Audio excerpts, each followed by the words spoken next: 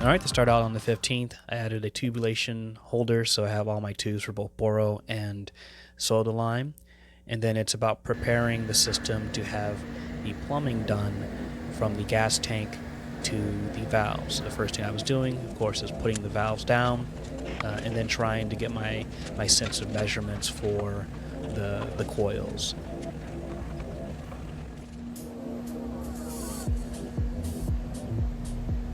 Definitely a tight fit, but well, it's coil time.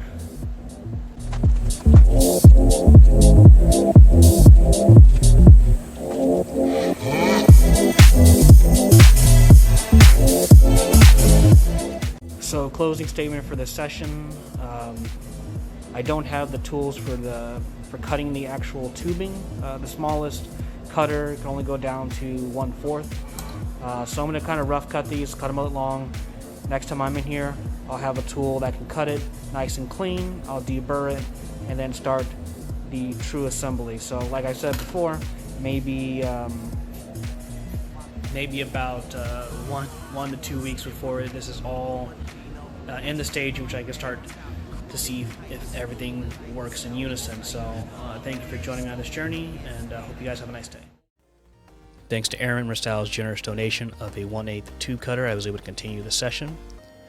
Along with that, I added a grip to the handlebars there. And so this is about preparing and assembling the gas transfer system so that I can move to the stage of cleaning the glass and doing the final assembly.